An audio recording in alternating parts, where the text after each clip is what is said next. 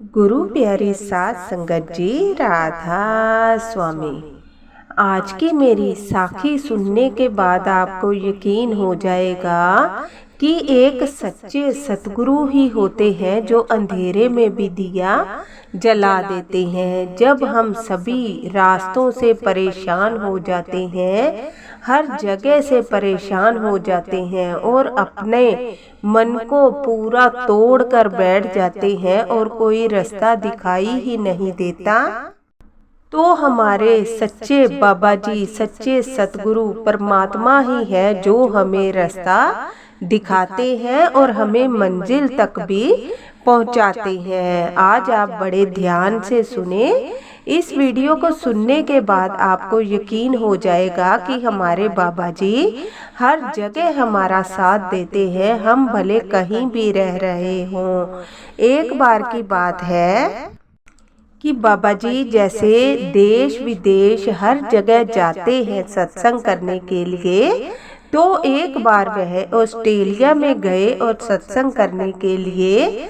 जब बाबा जी सत्संग घर में सत्संग करने के लिए पहुँचे, तो सत्संग करने के बाद वहाँ पर आई हुई जो संगत होती है, वह बाबा जी से जो मिलना चाहते हैं वो मिल सकते हैं और बाबा जी बहुत प्रेम से उनसे मिलते भी हैं और सवाल जवाब भी करते हैं। वहीं पर एक पति पत्नी का जोड़ा था जो कि बाबा जी से मिलने की बहुत आस में आया था। वह पंजाब के ही रहने वाले थे, लेकिन काम के लिए वह वहां पर जाकर नौकरी कर रहे थे और बहुत भजन सिमरन वाले थे और डेरे से नामदान ले रखा था।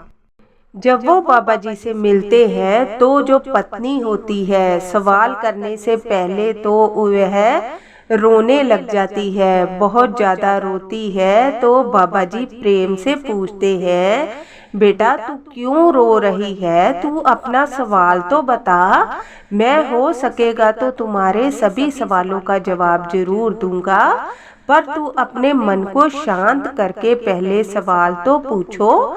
तो जो पत्नी होती है वो बोलती है, बाबा जी हमारी शादी को 15 साल हो चुके हैं और जब हमारी शादी हुई थी हमने डेरे से नामदान लेकर फिर हम यहाँ पर ऑस्ट्रेलिया आ गए थे और नौकरी करने लग गए थे। तब से हम यहीं पर रहते हैं और नौकरी कर रहे हैं।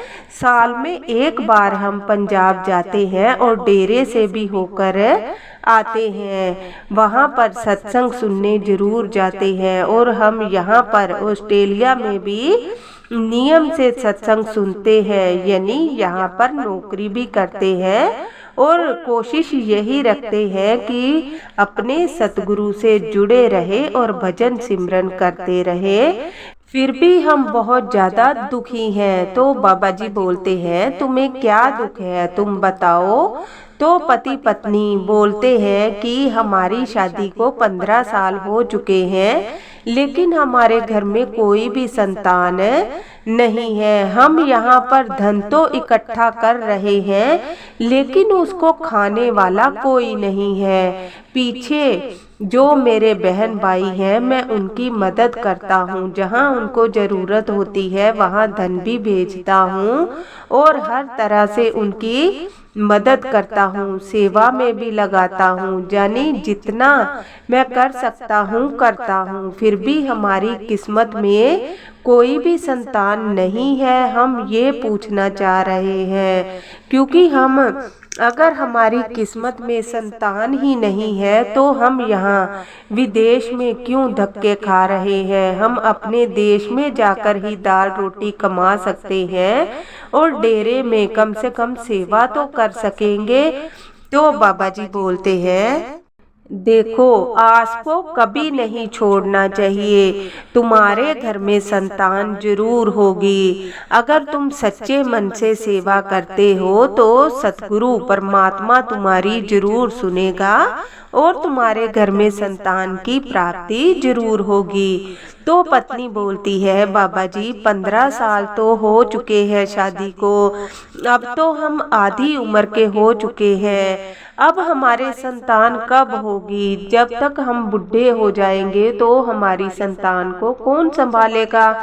तो बाबा जी बोलते हैं, कभी धैर्य को नहीं खोना चाहिए, हमेशा आस बांधे रखनी चाहिए। अगर तुम्हें अपने घर में संतान चाहिए तो नियम से भजन सिमरन में लगे रहो, तुम्हें संतान की प्राप्ति जरूर होगी। और कभी भी अपने मन को नहीं तोड़ना चाहिए। तुम अपने बहन भाइयों की जो मदद करते हो, सेवा में धन लगाते हो, वो तुम्हारा धन व्यर्थ नहीं जाएगा। अगर तुम्हारे मन में है कि तुम्हारे घर में संतान हो, बच्चा बच्ची कुछ भी हो, वो तुम्हारे धन को भोगे, यानी तुम्हारे घर में कोई खाने वाला आए तो तुम्हारे घर में संतान की प्राप्ति जरूर होगी। और ये हमारा वचन है, क्योंकि तुमने इतने मन से हमसे सवाल पूछा है और मैं तुम्हारा मन नहीं तोड़ सकता। अगर तुम्हारे पिछले जन्मों का भी कुछ हेर फेर होगा, क्योंकि हमारे पिछले जन्मों में किए गए जो कर्म होते हैं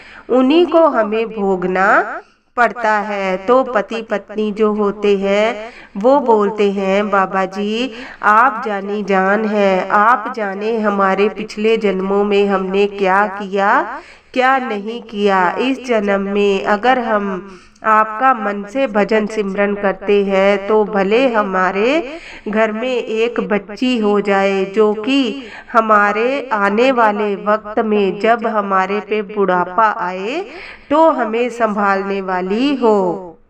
तो बाबा जी बोलते हैं, तुम्हारे घर में संतान जरूर होगी, तुम विश्वास रखो और भजन सिमरन में लगे रहो। पति पत्नी बाबा जी की बातें सुनकर अपने मन में आस को बांध लेते हैं और सेवा में लग जाते हैं। वहाँ पर बाहर रहना आसान नहीं होता। वो नौकरी भी करते, पूरे नियम से, साथ में भजन सिमरन भी करते। ऐसे ही साल बीतता है और उनके घर में एक छोटी सी परी आ जाती है, यानी उनके घर में एक छोटी सी बेटी जन्म लेती है। दोनों पति पत्नी बहुत प्रसन्न होते हैं और बोलते हैं कि हमें अपने जैसे घर में जाएंगे तो हम इसको बाबा जी का आशीर्वाद जरूर दिलाएंगे, क्योंकि पता नहीं हमारी किस्मत में संतान थी कि नहीं थी। हम बाबा जी से मिले, जहाँ 15 साल तक हमारे घर में संतान नहीं हो रही थी। जब हम बाबा जी से मिले, उनका आशीर्वाद लिया, तभी हमारे घर में संतान हुई। वो इंडिया आते हैं, जब डेरे में जाते हैं तो बाबा जी से मिलने का प्रयास करते हैं। सेवादारों को बोलते हैं कि हमें बाबा जी से मिलना है, हम बहुत दूर से आए हैं और ज़्यादा दिन तक हम यहाँ नहीं रह सकते। सेवादार बोलते हैं, आप ऐसा करो, यहाँ पर रहो, मैं बाबा जी को बोलकर आता हूँ। जब बाबा जी को पता लगता है तो बाबा जी उनको अंदर बुलाते हैं। जो पति पत्नी होते हैं, बच्ची को गोद में पकड़ रखा होता है, तो बाबा जी हंसते हुए बोलते हैं, अब बोलो, तुम्हारे घर में तो संतान नहीं थी, तुम तो फूट फूट कर रो रही थी और अपने मन का तूने आपा ही खो रखा था कि पता नहीं हमारे घर में संतान होगी कि नहीं होगी। जो पत्नी होती है अपनी बच्ची को लेकर बाबा जी के पैरों में बैठ जाती है और बोलती है, बाबा जी मेरे घर में पता नहीं संतान थी कि नहीं थी, ये बच्ची आपके आशीर्वाद से ही हमें मिली है और इसका ध्यान रखना। तो बाबा जी बोलते हैं, देखो हमारे जो कर्मों में लिखा होता है वो तो हमें भोगना ही पड़ता है, लेकिन इस जन्म में जो हम कर्म करते हैं, तुम सच्चे मन से दूसरों की मदद करते थे, भजन सिमरन करते थे और अपने देश से इतने दूर रहकर भी तुम अपने सतगुरु से जुड़े रहे, उस पर तुमने पूरा विश्वास रखा, इसीलिए तुम्हारे विश्वास को, तुम्हारे जो मन में आस थी उसको लेकर तुम्हारे सतगुरु ने तुम्हारी सुनी है और तुम्हारी झोली भरी है। तो पति पत्नी बोलते हैं, बाबा जी ये आप ही का आशीर्वाद है, हमारे घर में किसी चीज की कमी नहीं थी, पर हमारे घर में धन को भोगने वाला, यानी हम धन तो कमा रहे थे लेकिन धन का सुख लेने वाला कोई भी नहीं था। आपने हमारे घर में ये जो छोटी सी बच्ची दी है, इसकी बुद्धि धर्म कर्म में लगाना, ताकि आगे जैसे जैसे बच्ची बड़ी हो वो भी सच्ची सत्संगी बने। हमारा कर्म है बच्ची को अच्छी शिक्षा देना, लेकिन आपका आशीर्वाद रहेगा तो हमारी जो बच्ची है वो आपसे जुड़ी रहेगी, क्योंकि विदेश के जो बच्चे होते हैं वो बहुत जल्दी अपने मन को काबू नहीं रख पाते और भटक जाते हैं। इसलिए आप इस बच्ची पर अपना प्रेम भरा हाथ बनाए रखना, ताकि यह सतगुरु से जुड़ी रहे। और जैसे हमारा मन भजन सिमरन में लगा हुआ है, हमारी बच्ची भी दया धर्म वाली हो। तो बाबा जी बोलते हैं, आपके मन के विचार बहुत अच्छे हैं, इसलिए आपकी संतान भी अच्छी ही होगी, क्योंकि आप जैसी परवरिश करोगे आपका बच्चा वही सीखता है।